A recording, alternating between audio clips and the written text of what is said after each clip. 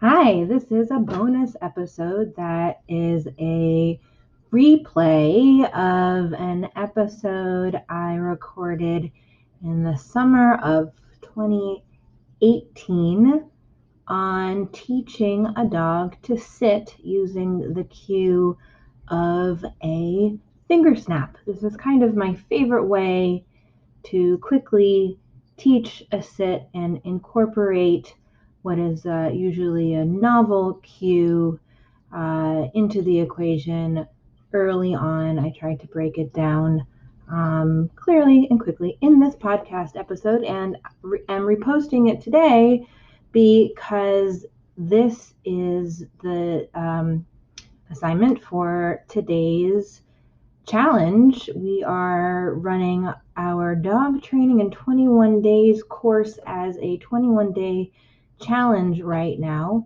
You can learn more on Instagram and hop on into the challenge. It's all right if you didn't start on day one. We would love to have you start today.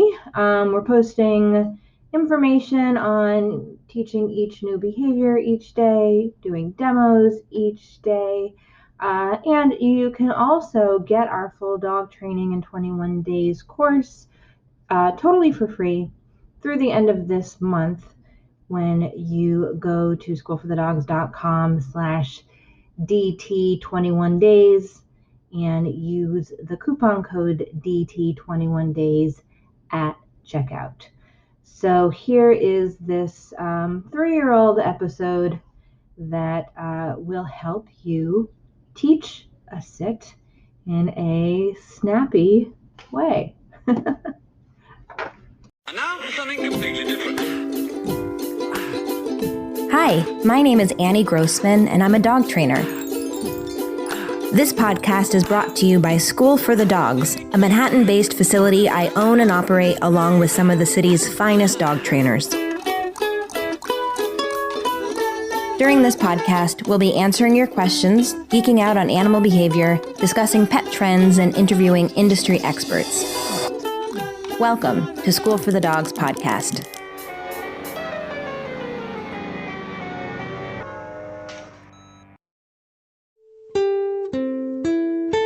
This week's episode of School for the Dogs podcast is sponsored by SaneBox, the email service that is designed to make dealing with email a breeze so you can spend more time training your dog and less time getting through your inbox. SaneBox gives you a powerful set of email tools that can work in just about any email client.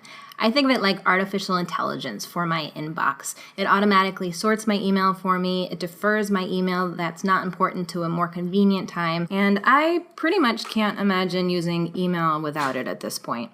Check it out for yourself and get a $15 coupon plus 2 weeks free when you sign up at schoolforthedogs.com/sane.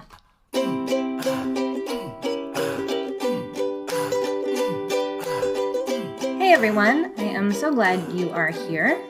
Today we are going to talk about how to teach a dog to sit. And whether or not your dog already knows how to sit, we're going to start from scratch. You can always start from scratch. And of course, your dog does already know how to sit. He or she might not know, however, the word or whatever cue you have attached to that behavior. So rather than use the word sit, which I think if you've tried to teach your dog to sit before, if you have taught your dog to sit before, that's probably the cue you've used. We are going to use a new cue just for the sake of showing how to teach something totally from scratch. The cue we're going to use is either going to be a finger snap or a hand clap. I usually do two. But before I get into the details of how to teach this behavior, I want to talk about some of the common ways sit is taught, and I'll talk about some of the pros and cons of using these methods, and then we will go over how we teach it at School for the Dogs. Now, I think probably the most traditional way of teaching sit is basically just to say the word sit until your dog sits and then praise your dog. Kind of like the word sit is eliciting the sit from the dog. I've heard this called the midwife approach, as if you are pulling the sit out of the dog.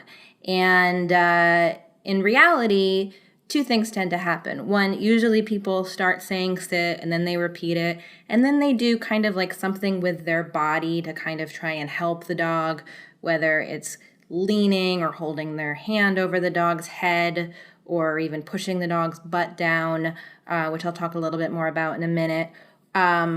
Or they just keep repeating it until the dog sort of gets frustrated and tries to do something. And when you think about it, it's kind of actually teaching using negative reinforcement. The behavior that you want to happen, sit, is encouraged because it makes the annoying person who keeps saying sit, sit, sit, makes them stop. Again, negative reinforcement is just another way of encouraging a behavior, but it's encouraging a behavior by making the behavior be the off switch that makes the annoying thing go away, as opposed to positive reinforcement, which is a behavior is encouraged because it produces something good.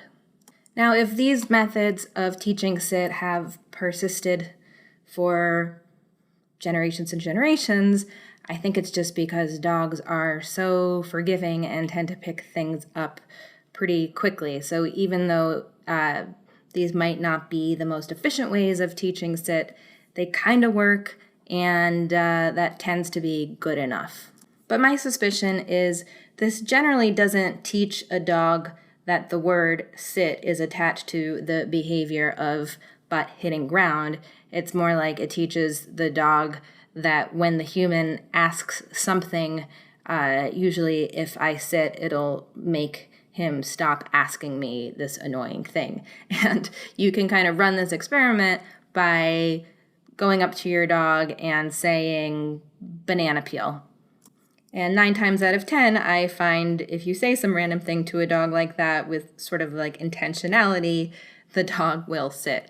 Especially if you start to notice the body language that you're using when you ask the dog to sit. Because like I said, usually without even meaning to, people tend to kind of lean forward or put their hand above the dog's head as if they're holding a treat or lifting something in the air above the dog's nose. And often I think dogs are more tuned in to our body language and the fact that we're saying something than they are tuned into whatever it is we're saying specifically. Now, like I said, I've often also seen plenty of people teach a dog to sit by pushing their butt to the ground. When I did training as a kid, I actually think they taught me to sort of lightly squeeze the back of the dog's spine between 2 fingers, and that would make the dog sit. And again, this is an example of using negative reinforcement. You're encouraging the behavior because it makes the annoying pushing or pinching go away. It's generally called molding. And again, while it might work, I just find it kind of inelegant. And in general, I prefer training that really doesn't involve having to touch the animal. Almost all of the training that we do with dogs is exactly like training that is done with zoo animals and marine animals.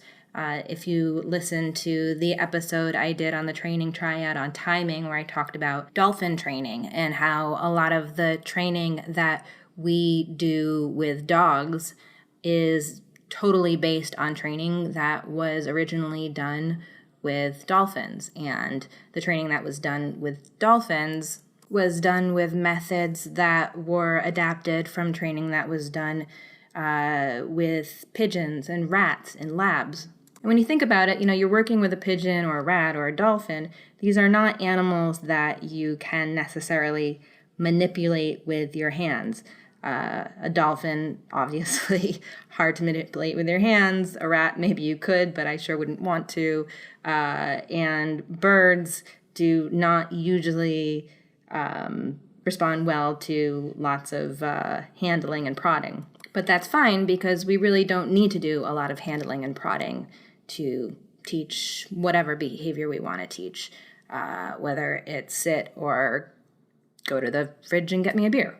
Another thing about so-called molding is that We are so much larger than dogs.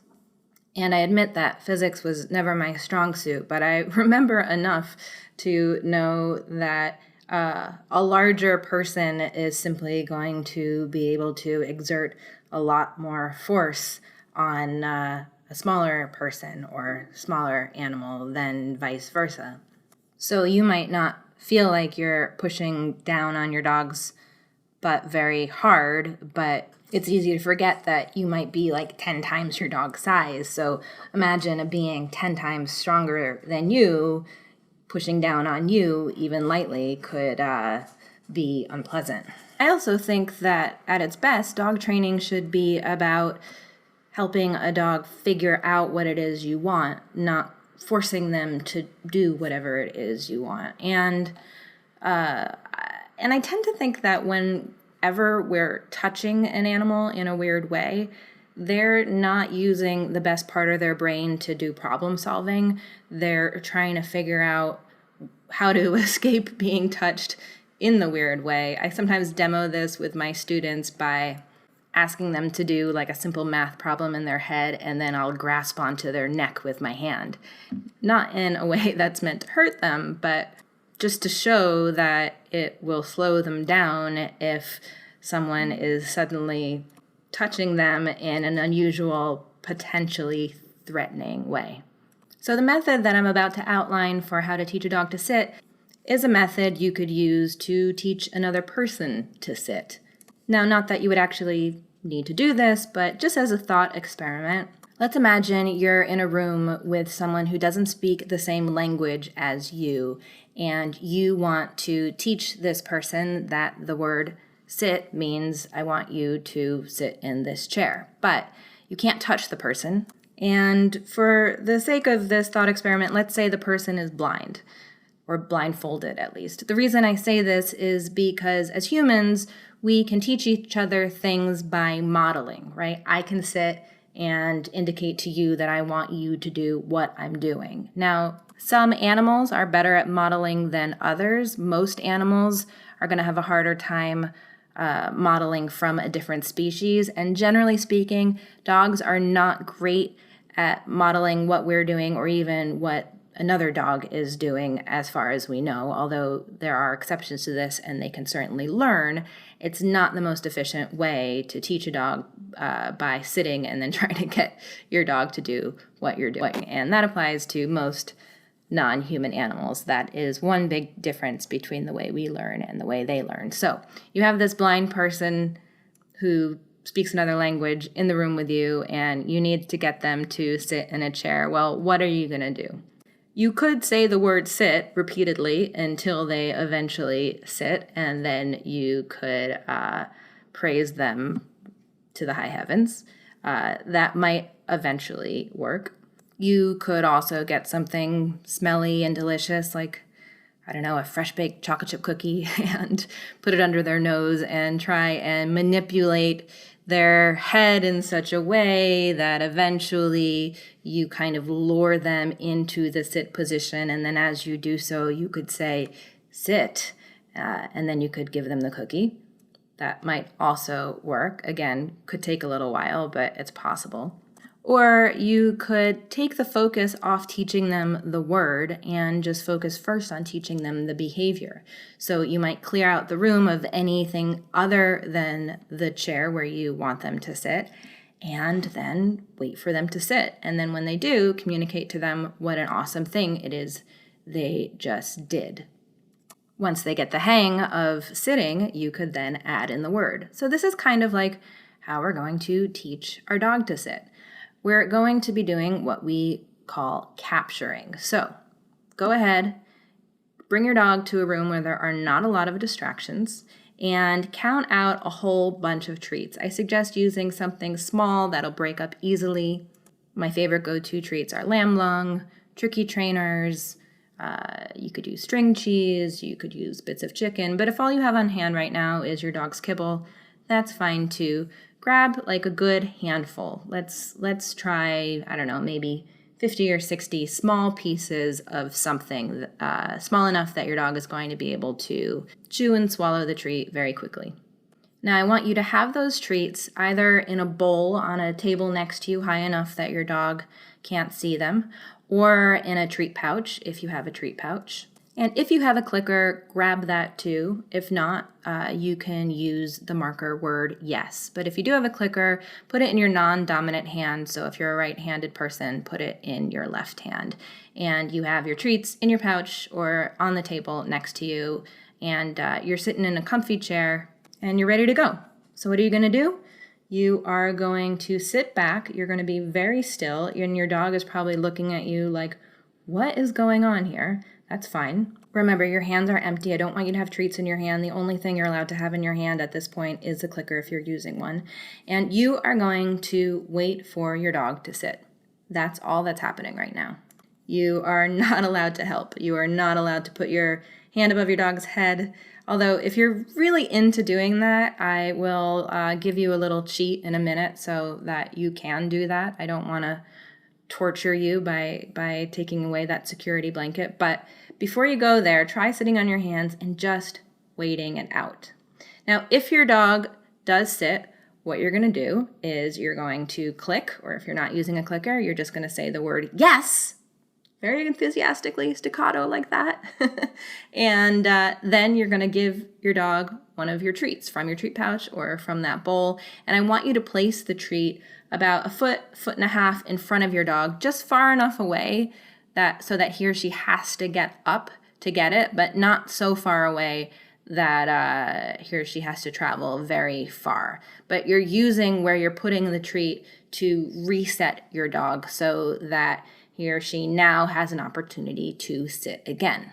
Now, if your dog lies down before he or she sits, I would say click and treat that, or yes and treat that anyway. And my reasoning is that I'd rather be clicking and treating some behavior than waiting and letting my dog get really frustrated. So then your choice is either you can switch and do the same exercise we're doing right now, but you can do it with down, or you can see if after you click and treat a bunch of downs, your dog at some point does try and sit. And a down is closer to a sit than anything else, than just standing. And really what we're doing from the beginning is shaping the behavior of sitting. Shaping is just the process of rewarding close approximations until you get what you ultimately want. And we're always actually shaping the behavior of sit. Even if your dog already knows how to sit when you say sit and does it very quickly, there's still shaping to be done. That's why when someone calls School for the Dogs and says, oh, I don't want to do that class because I see that you teach sit and my dog already knows how to sit, we all kind of giggle because there are a million ways of sitting. Does your dog know how to sit when you ask from 10 feet away? Does your dog know how to sit when you ask and your back is turned? Does your dog know how to sit when a child asks? Does your dog know how to sit in the middle of Grand Central Station? Does your dog know how to sit on a mark?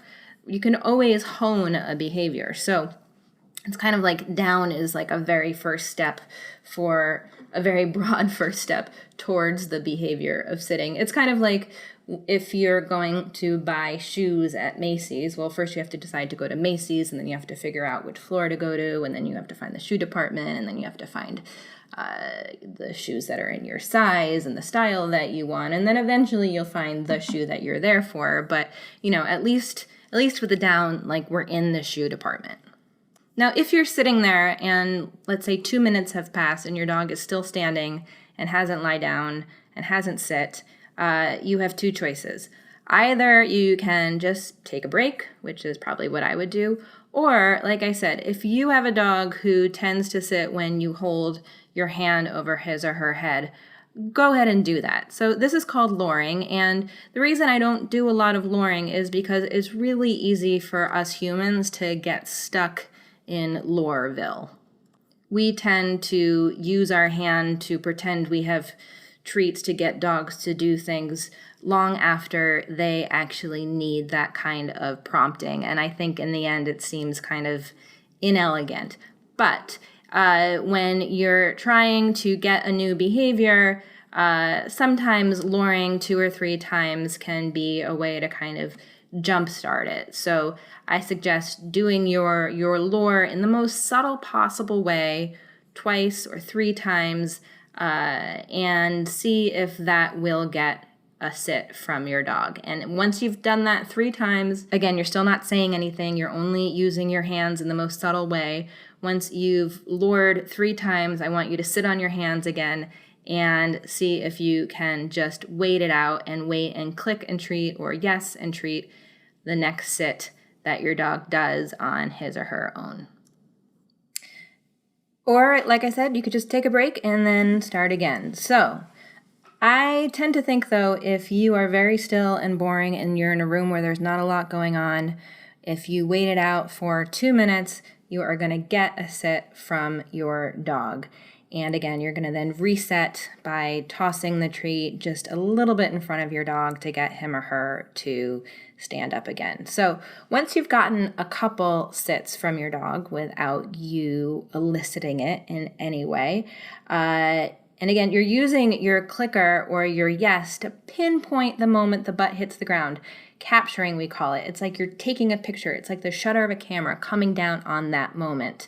And remember, I don't want you to reach for the treat until after the click or the yes. The click or the yes is highlighting the moment, and then the treat is backing it up. And again, if your dog is not food motivated, you could be using play to reward after the click or the yes.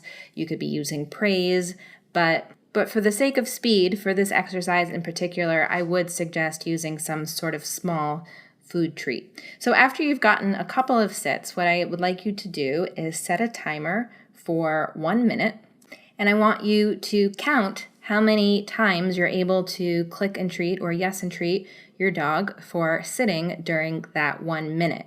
And again, all you're focusing on is pinpointing that moment when the butt hits the floor, or like I said, if you're doing a lie down, when their body hits the floor. And I also want you to be thinking about your body language. I want you to be as still as possible, as quiet as possible. I want you moving your hands as little as possible. You shouldn't be talking. This exercise is all about trying to get your dog to figure out what it is that you want. What is the thing that is producing this sound followed by a treat? So once you've set your timer for a minute, our goal should be to get 8 sits in that minute. I want your dog to figure out 8 times in the course of that minute, oh, all I need to do is put my butt on the ground. Once you get those 8 reps in your 1 minute trial, take a break and try again. I want you to get at least 3 1-minute trials where your dog sits 8 times, and then it's going to be time to add the cue.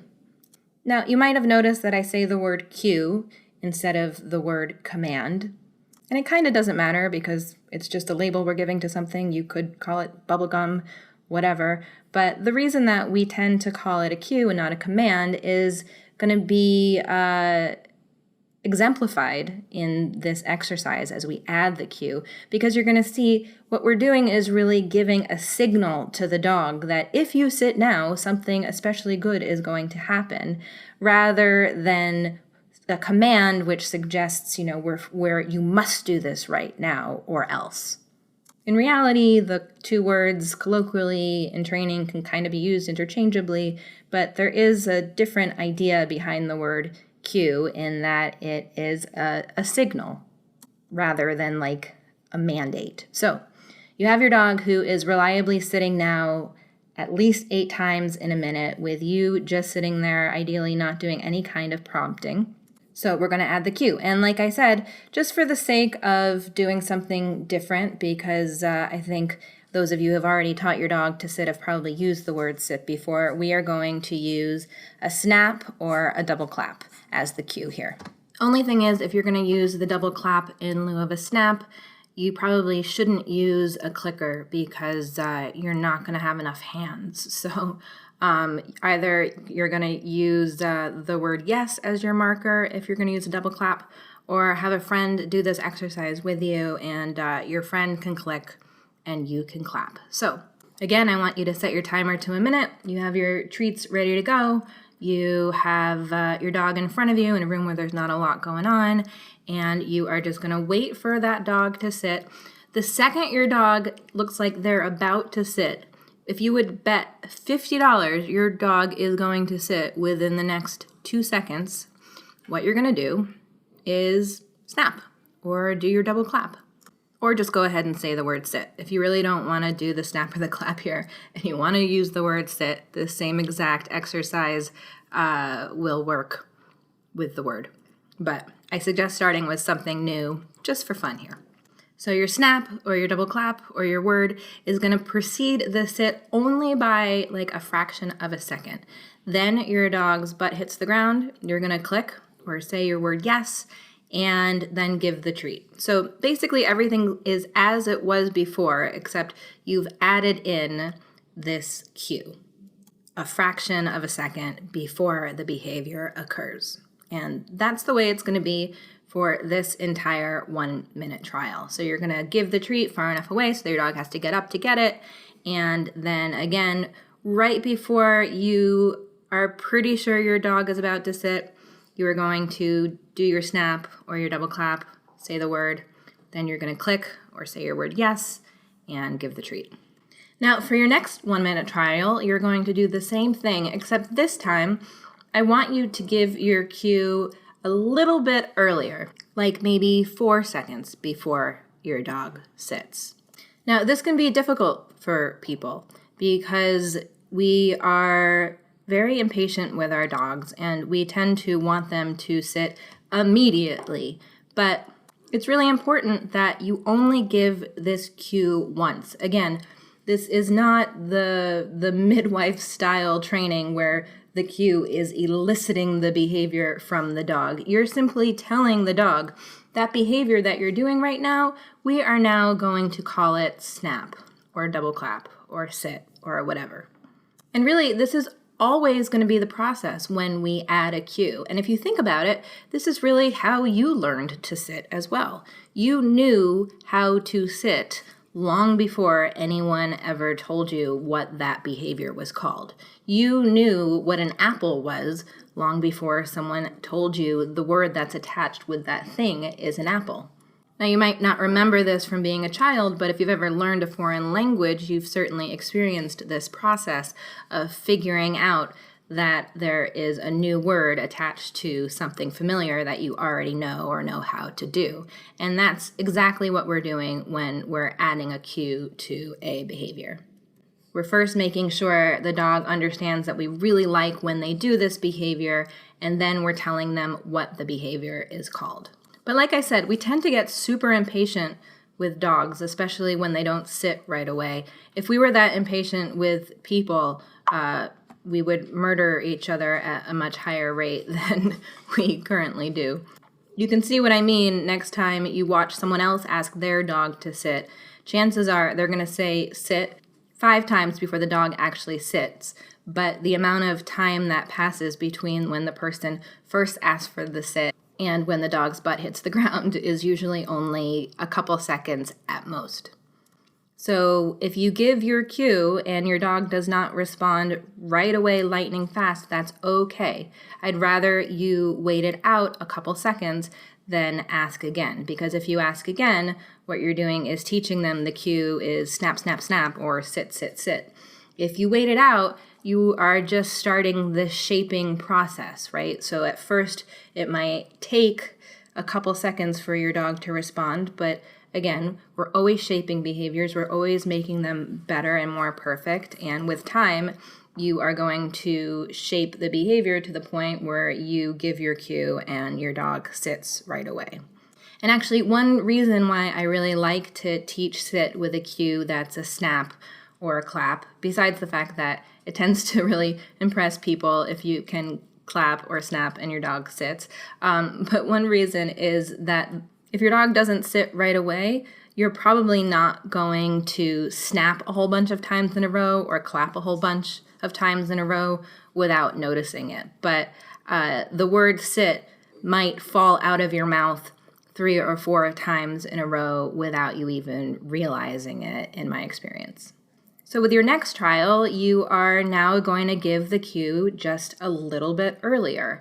And one of the reasons why we try and get the behavior like 8 times in a minute is because if it's happening that often, then you're going to be able to just kind of add in this cue at the moments when you know it's going to happen anyway, which is what we want, right? We're trying to attach the cue to the behavior. We're not trying to trick the dog at this point. We're just trying to let them know that if the behavior of butt hitting ground follows the cue that we've given, something good is going to happen. Now, once you've practiced this a bunch of times, I want you to pick a new room in your home and start from scratch. I want you to start by seeing if you can capture 8 sits in a minute, at least during 3 different trials, and then you can start adding in the cue again. Once you've done that, you can maybe try it outside, or you can see if a friend can do it instead of you. But each time you add a new challenge, I suggest starting from scratch, starting from the beginning, making it as easy as possible and quickly building up on that. Now, of course, like I said, sit is a behavior that can be endlessly refined. We can speed up the time between when you give the cue and when your dog actually sits. We can refine it by working on duration so that when you give the cue and your dog sits, you're not going to necessarily be clicking right away. You're going to be building a stay by adding some time before you click. You can refine it by doing it in new places, like I said, with new people. You can refine it by doing it from a distance. It's never ending, the shaping that you can do to perfect your sit. But what I've given you here is just a very basic beginning outline of how to teach a basic behavior. Now, I promised that if you're really married to luring a sit by holding your hand over your dog's head, which is a very common thing to do, that way I would give you a little cheat that you could use, and this is it. So what you're going to do is give your cue, so you're going to snap or do your double clap, and then you're going to hold your hand over your dog's head, and then you're going to click and treat. So basically exactly what we were doing before, but now I'm allowing you to do that little lure if you need to. Again, though, I do suggest that you be sitting. I suggest you try and stand up straight, not lean forward, lean over your dog, which a lot of people tend to do. I want you to make this little lure as subtle as possible. And most importantly, it's going to follow the cue that you've just given. So again, you're going to snap, then hold your hand over your dog's head, then click or treat.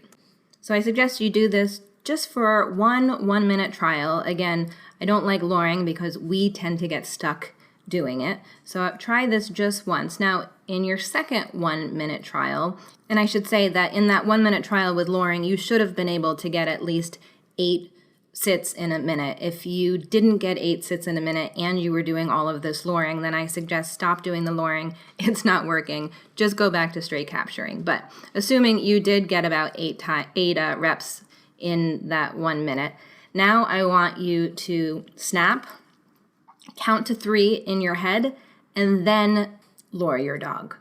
And I really hope that at this point, if you are doing this kind of luring, that you're just using your hand, that you're not actually luring with food, because it's going to be more complicated to snap and then go grab food and lure it.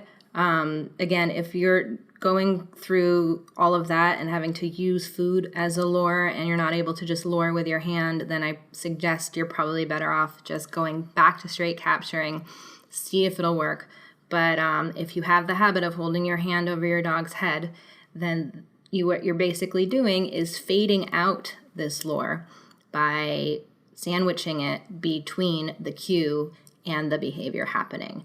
And what I bet is going to happen is during that moment when you're counting to 3 in just your second trial, your dog is going to figure out what you want pretty quickly before you even have to produce that lure.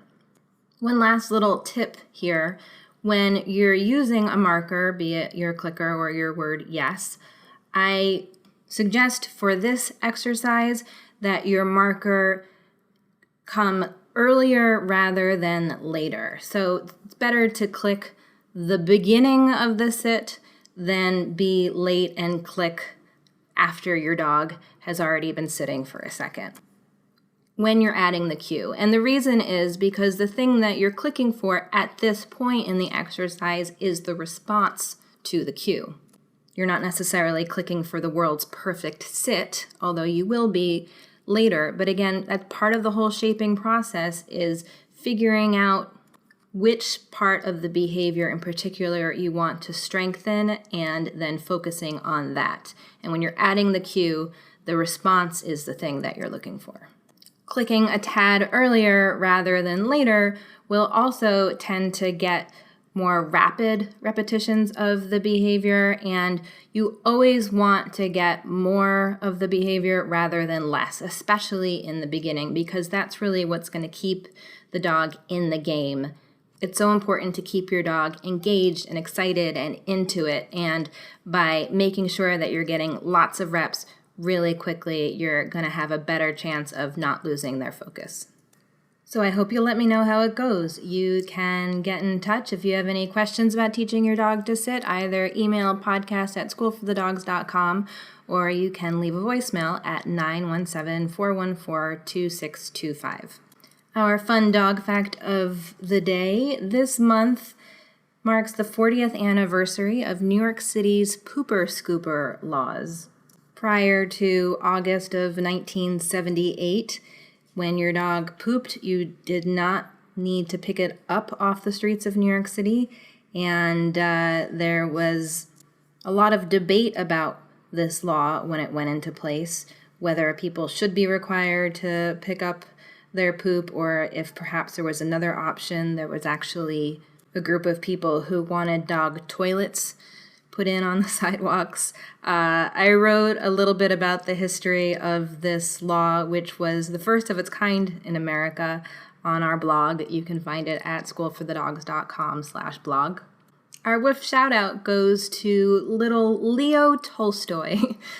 He is a rescue dog, sort of like a Chihuahua Terrier mix of some kind, totally adorable, who has been coming to our Sidewalk Psychos class for a few months. His two dads bring him down to the East Village all the way from Harlem, which is no small trip, and he has made amazing progress and is mostly able to coexist on the sidewalk now with other dogs, which, as any New Yorker with a dog knows, is important, because we live on streets where there are a lot of dogs, and it can be stressful to have a dog who freaks out whenever another one passes by. So nice work, Leo, for all the hard work that you've done, and 2 thumbs up to your dads for being pretty awesome. This episode has been sponsored by SaneBox. SaneBox is this incredibly handy email tool that I've used for years to get on top of my email. I honestly don't really know how it works. It's kind of like magic, but basically you can train it to figure out what emails are important, what emails are junk, and what emails fall kind of in that middle gray area, things that you will want to read but you don't really need to deal with like right away. And it'll categorize all those things in separate folders for you. I also have it set up so that it'll categorize all of my receipts into a separate folder, which is really handy. But basically the end result is it just sort of like clears out the static so that in the morning when I sit down at my computer to check my email, only the really important good stuff remains. If you want to check it out, you can get 2 weeks free plus a $15 coupon. Just sign up at schoolforthedogs.com/sane. Thanks so much for listening. You can support School for the Dogs podcast by telling your friends about it, leaving a review, or shopping in our online store. You can learn more about us and sign up to get lots of free training resources when you visit us online at schoolforthedogs.com.